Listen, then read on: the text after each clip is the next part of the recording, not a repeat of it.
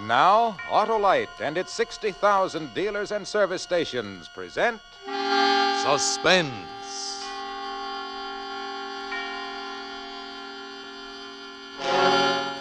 Tonight, Auto-Lite brings you Fibber McGee and Molly in Backseat Driver, a suspense play produced and directed by Anton M. Leader.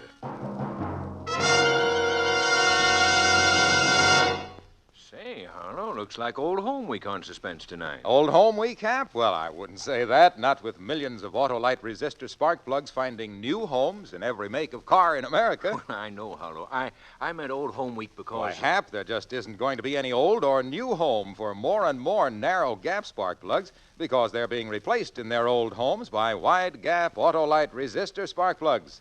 With Auto-Lite resistor spark plugs, your car, my car, Fibber's car, everybody's car idles smoother, gives better performance with lean gas mixtures, saves gas dollars, and cuts down spark plug interference with radio and television reception.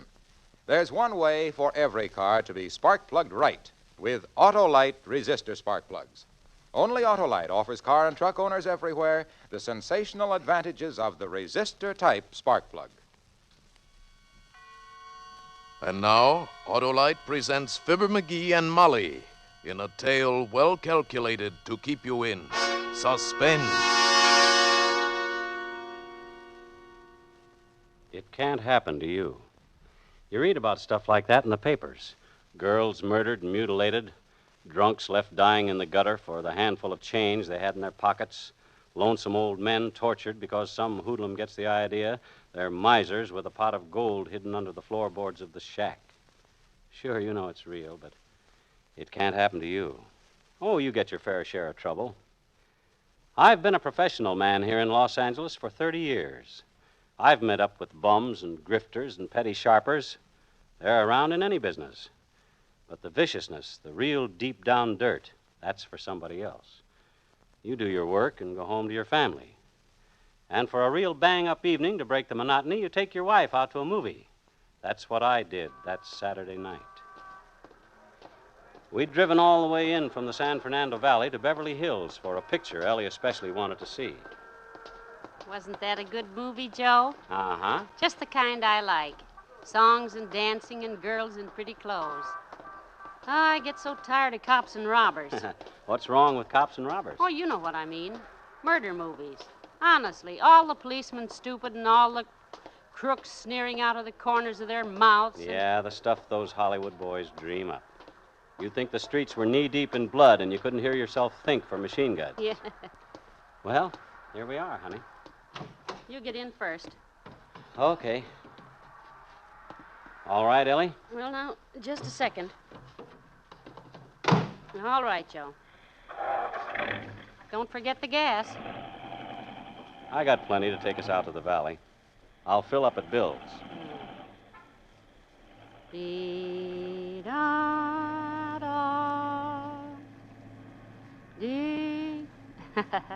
You remember how that song goes, Joe? What song? In the picture.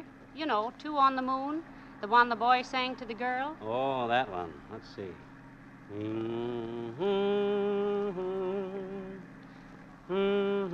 Heck, I don't know. Oh, well. We'll be hearing it again on the radio. How about turning it on? The radio? Yeah. Sure. Set her around 1100. We ought to get some news in a few minutes. I'd like to hear whether they caught that fellow. That awful mass murderer? Uh-huh. They spotted him in L.A. this afternoon, but he got away. I know. You told us at supper. It makes you shiver. Don't worry. He won't get away with it.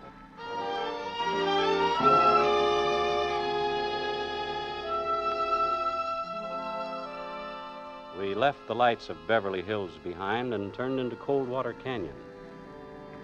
It's as quick a way as any to get us across the Hollywood Hills to the valley. It's dark in the canyon, quiet, with mighty little traffic at night. I cut my lights up full and we swept up the side of the ridge. News program came on, but I didn't pay much attention. The fellow was talking about brush fires. They'd already put out one near my place, though they were still patrolling it.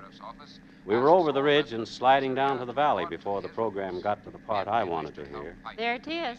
Pick it up higher, Elly. And now the latest news on the New Hampshire murderer. 2 weeks ago, Louis Matrick wiped out an entire family in Greenlee, New Hampshire. Today, he was spotted 3,000 miles from the scene of his crime. At 5:30 this afternoon, a patrolman saw and definitely identified Matrick in downtown Los Angeles. He is here.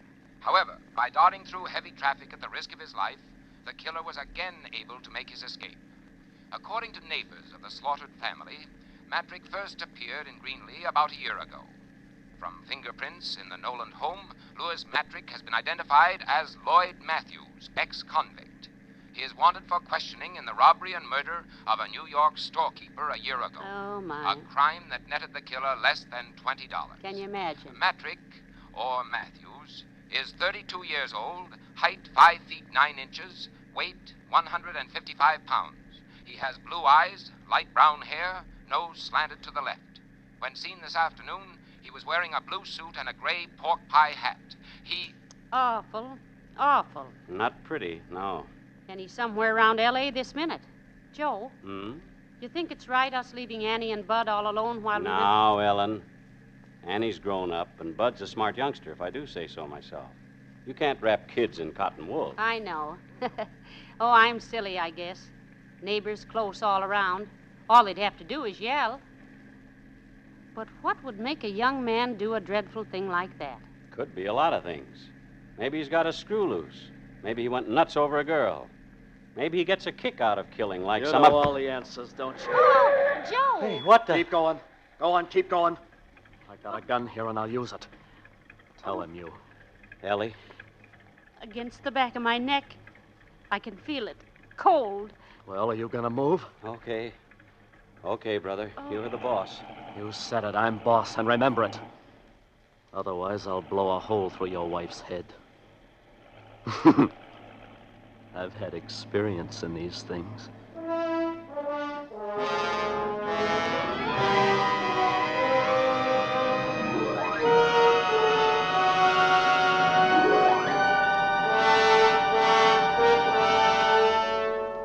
For Suspense, Auto-Lite is bringing you Fibber McGee and Molly in radio's outstanding theater of thrills, Suspense.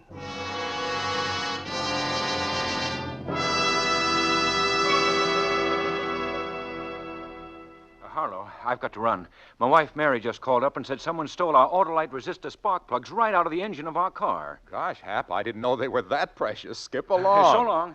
Oh, that Mary. What a girl. She's wonderful. I said to Hap the other day, she's got everything an Auto-Lite resistor spark plug's got. Hap comes right back and says to me, has she got a 10,000 ohm resistor? Does she save me gas and money, Harlow? And then right away he says, tell me this. Does Mary improve radio and television reception? Well, by Cornelius, I couldn't stand it any longer. What's Mary got to do with that, I cried. Nothing, shouts the triumphant Hap. Right, I shout back, but by Cornelius, those sleek, slim, trim, smart, swift, starting Auto-Lite resistor spark plugs have. Why, when it comes to plugs, even mine, there's no plug as good as a set of Auto-Lite resistor spark plugs. And those wonderful wonders are made by the Auto-Lite Company, the marvelous makers of spark plugs, batteries, complete ignition systems, and over 400 automotive, aviation, and marine parts.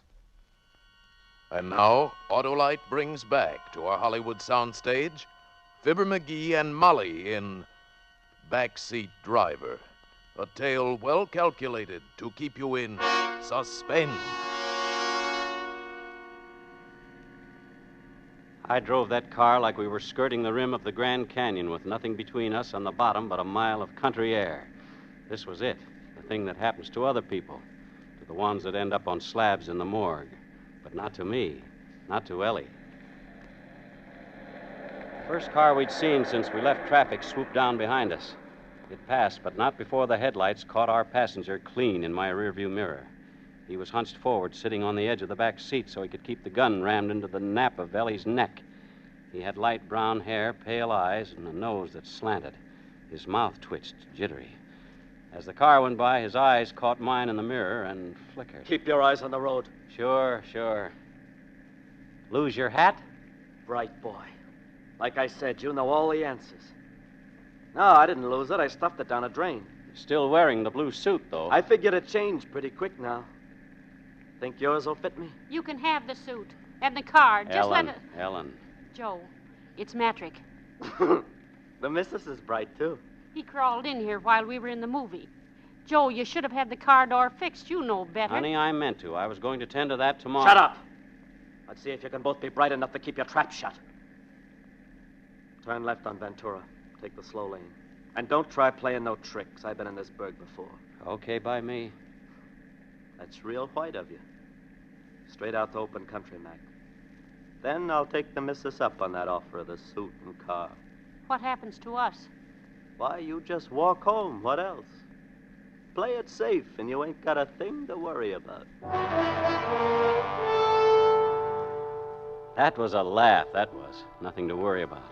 That'd kill you. Once we got out into open country, we'd have a chance of walking away from the car. All a murderer can hope for is time. He doesn't leave witnesses around to get the law on his tail 1 second sooner than necessary. All I could do was stall and pray and make what feeble gestures I could at Lady Luck.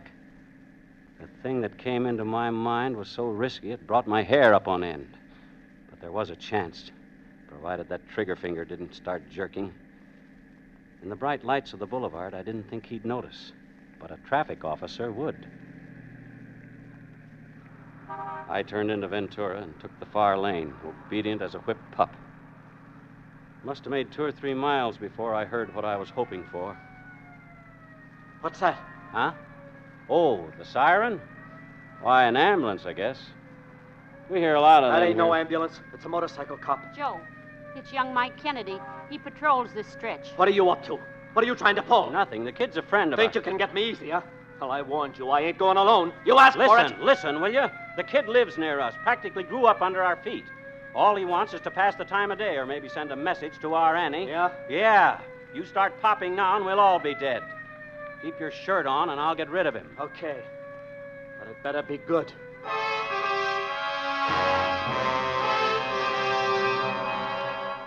pulled to the curb and Mike came up alongside. He sat balancing the bike between his knees, and the grin on his face was a mile wide. It had worked. At least we were still alive, and Mike wasn't 2 feet away. But where did we go from here? I had to think, but my brain was wet wool. My tongue stuck to the roof of my mouth.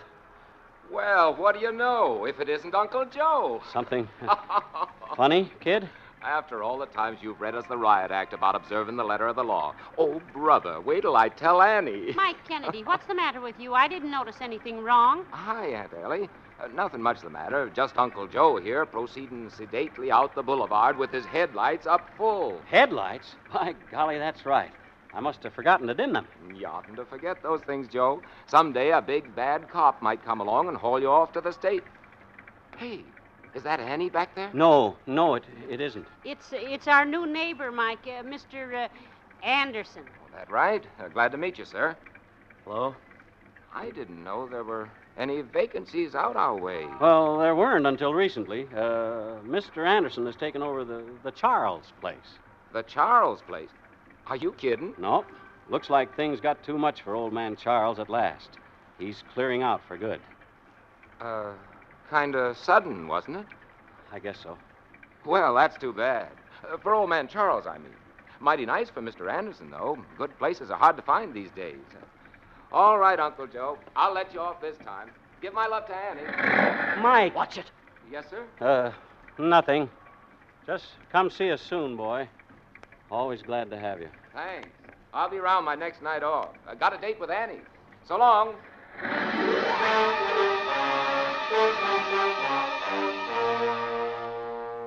That was that. Mike turned his bike and headed back down the boulevard. The chance had come and gone. But it felt to me like half my mind went off with the boy yelling at him. Must have been half a minute before I could pull myself together and ease back into traffic. Nobody said anything. I didn't dare to, and neither did Elly. I couldn't see her, but I could feel her holding herself stiff as a ramrod, scared even to turn her head. When 2 people have lived together as long as we have, each one knows what the other one is thinking. I went back to driving and praying. That and cutting my eyes up to the mirror, just in case there might be a white motorcycle eye following us. There wasn't, of course. Back in the back, I knew he was watching, too. Those flickering eyes darting like lightning between us and the rear window. He was too busy checking to talk. Not that that helped much. Rage and fear were pouring out of him so thick you could have grabbed a hunk of the atmosphere in your hand. It was queer to drive along like that on the crowded highway.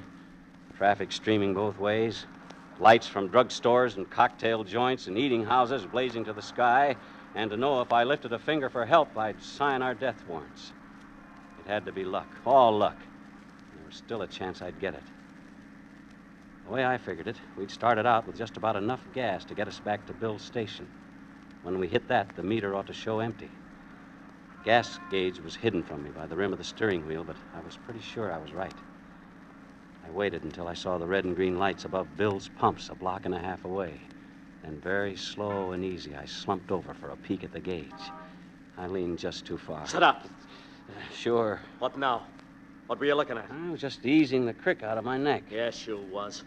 You was looking at the dash. You... Oh, so that's it. Fresh out of gas. Look, I just remembered. Don't give me that. You knew it all along. From now on, you keep your hands on the wheel, Mac, but leave me do the driving. Turn into that filling station. Get high-test gas and fill her up. Hi, Joe. Hi, Bill. Evening, Hello, Elly. Bill. Oh, evening, sir.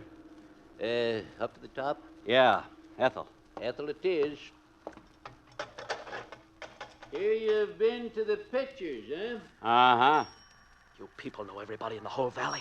We've lived here 30 years, from back when this was just farmland. Of course, we know lots of people. I don't like it. Get the gas and get out. Say, I was up to Miranda's for supper. That right? Oh, boy, her chili gets better every time. Don't see how it can, but it does. She's saving some for you. Said you'd be around after the show. Oh, my, I saw Miranda this afternoon and told her we'd be by for sure, Joe. That'll be $3.50 on the nose. 3 and 50. Mm. Thanks, Bill. Same to you. What was all that about? Nothing much. Come on. I got to ask you everything twice. Miranda runs a drive-in up the road a ways. On show nights, we usually drop in for a carton of chili to take home. I just hope she won't call home when we don't show up and get Annie all worried. Wait a minute. Drive-in, you said? Yeah. And this Miranda could start checking on you? I didn't mean it like that. It's She just... could call your Annie, and between the two of them, they'd have the cops on the lookout for you before midnight. You're crazy. Like a fox. I ain't kept ahead of the buttons all this time by taking chances. We'll just pick up that chili, Mac. You want to go to Miranda's? Why not? Leave Annie get a beauty sleep. I can cover a lot of ground before tomorrow morning. I ain't eaten so good lately, I could use the food, too. And with you and the missus to front for me, what's to worry about? He was right about that. I went back to driving and praying. Miranda's place is one of those goldfish bowls, mostly glass with light pouring out across the space marked for outside service. She saw us pulling up, grabbed a quart carton off the back shelf, and hustled to the door. Here you are, Elly. I was just saying to Betsy. Better fix up that chili, Betsy. It's about time Elly and Joe was showing up, figuring the distance from Beverly Hills. Thank you, Miranda. Who's that in the back seat? I don't seem to recollect your face, young man, though anybody'll tell you I never forget a face. Well, this is Mr. Anderson, Miranda. He just came out here from the east. Oh, is that a fact? Say, Joe, you planning to go straight up Ventura home? Sure, why? Oh, don't you do it.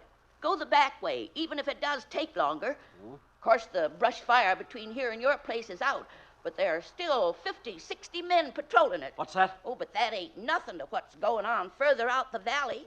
That new fire's clean out of control, licking up hundreds of acres. Well, they've been sending truckloads of firefighters past here all evening, and the road's blocked for miles, The road's they blocked. tell me. For miles, they tell me. And all them poor ranchers losing their homes.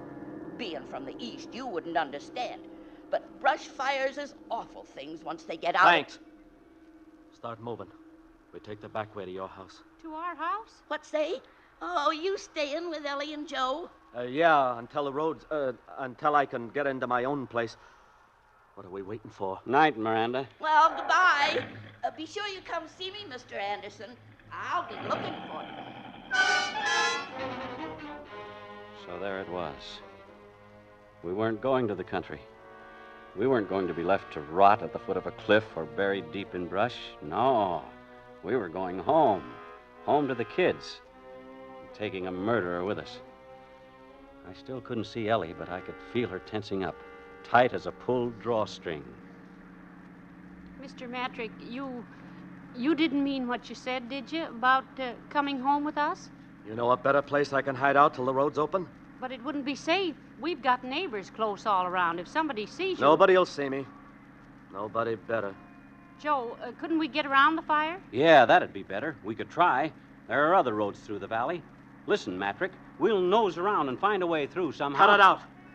You heard the old biddy. Hundreds of acres burning. Firefighters, cops. Get off the highway. We're going home. No, I won't have it. Joe, you stop the car right here. Shut up. You heard me, Joe. I won't have him in my house, not with Annie and Bud. I said shut up! For Lord's sake, Ellie. It doesn't matter about us, but the kids, I won't let him... One touch word them. out of you! No, stop! Ellen, hush. Oh, Joe. Don't say another thing. I'm sorry, honey, but Matrick's the boss. You gotta do like he says. That's telling her. Sure. Do like I say, and everything will be rosy. You got no call to worry about the kids. I like kids. As long as nobody gives me the brush off. We'll wake them up soon as we get home. And you and this Annie can fix up a chilly supper for us. We'll have us a picnic. And then, as soon as the fire's out, we'll all take a trip to the country. Another picnic, huh?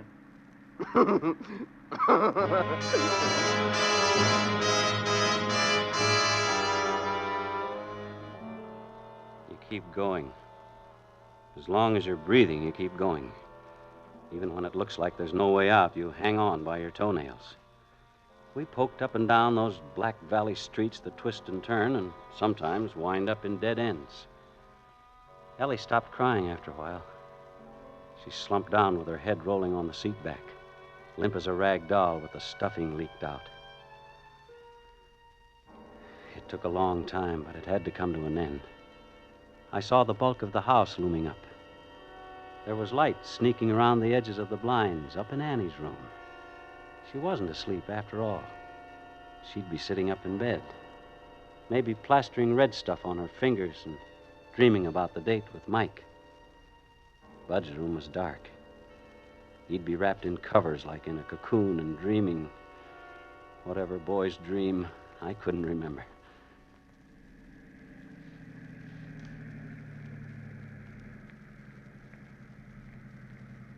I pulled up to the concrete walk I'd poured with my own hands before there was any Annie or Bud, and I cut the lights. In a second or two, my eyes got used to the dark. I could make out the high hedge Ellie planted around the place and the roof rising up beyond it. Out, missus. Face the house.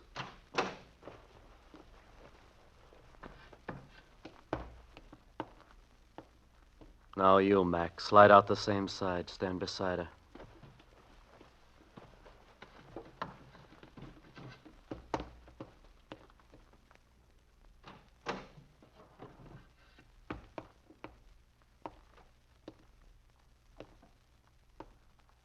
Walk to the door. Slow and no funny business. I'm right behind you.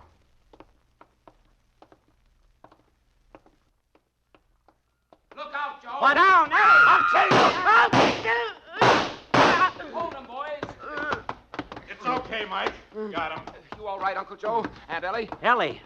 Ellie, honey, you all right? All right, indeed. Smack flat on my face on a concrete walk and you falling on me. Nothing wrong with her. That's my girl. Oh, well, don't just stand there. Help me up. Here you are. Oh, I've got to get in the house before the kids come busting out here. I won't have them mixed up in this. Well, how's he doing, boys? Got him through the gun hand on the right shoulder. See? A lucky shot, copper. If you weren't lucky, you'd all be cold meat now. Maybe.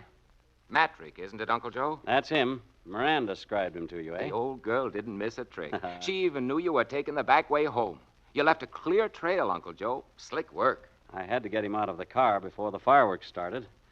Ellie didn't stand a chance. She helped, though. Ellie catches on quick. I'll bet. A mean guy like Matrick. Make him think you don't want to do something, and he'll break his neck doing it. I let on I was trying to run out of gas. That got us to Bill's. Then we both made out there was no sense going to Miranda's, so we got bullied into going to Miranda's. It was 1,000 to 1 she'd run off at the mouth about the brush fires and scare him into hiding out. After that, all Elly had to do was turn on the hysterics. He was dead set on coming here. Bright boy, like I said. Bright enough. You did all right, too, Mike. I was watching the rearview mirror all the time you were tailing us, but you never showed. You knew I was there, though. When one officer starts double-talking another officer, he wants to know why. Officer, double talk. You never said a thing to him except that I'd bought some place out here. Yeah, the Charles place. Poor old man Charles. In a tough spot and moving out for good. Well, what's wrong with that? Matrick, didn't anybody ever tell you it wasn't smart to take up with strangers? Maybe I'd better introduce myself. The name's Charles. Joe Charles, detective, homicide. Tonight I was off duty and was just taking my wife to a movie.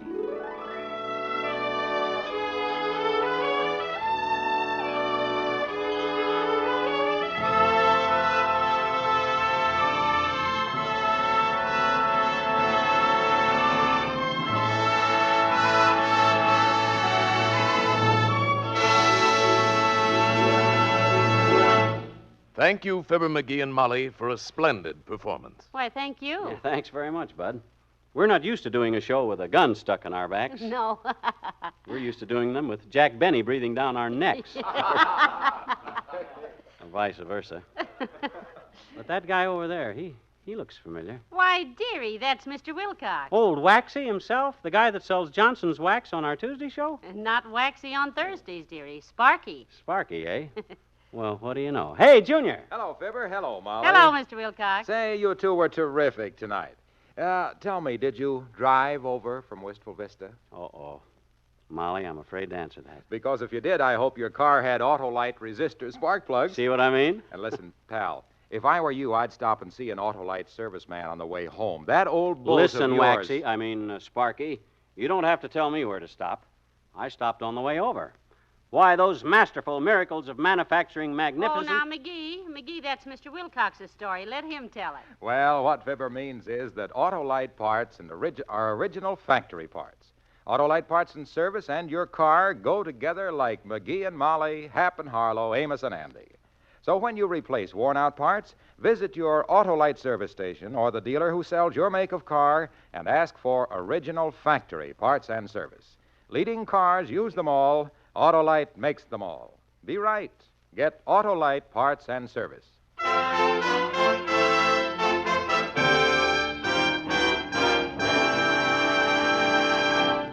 Just a minute, Fibber and Molly. Don't go away, Oh, that's right. You want us to say that word. if you please. Oh, yes. Well, go ahead, McGee. No, you say it, Molly. Well, why don't we both say it then? Okay.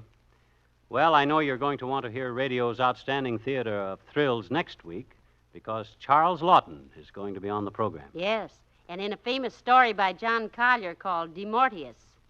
And it's another gripping study in... Suspense. Tonight's suspense play was by Sally Thorson, with music composed by Lucien Moraweck and conducted by Lud Gluskin. The entire production was under the direction of Anton M. Leader. In the coming weeks, Suspense will present such stars as James Mason, Jane Wyman, and many others. Make it a point to listen each Thursday to Suspense, radio's outstanding theater of thrills. And next Thursday, same time, hear Charles Lawton in Demortius.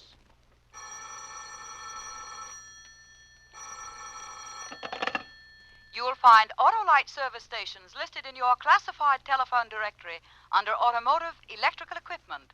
You're right with Auto-Lite. This is CBS, the Columbia Broadcasting System.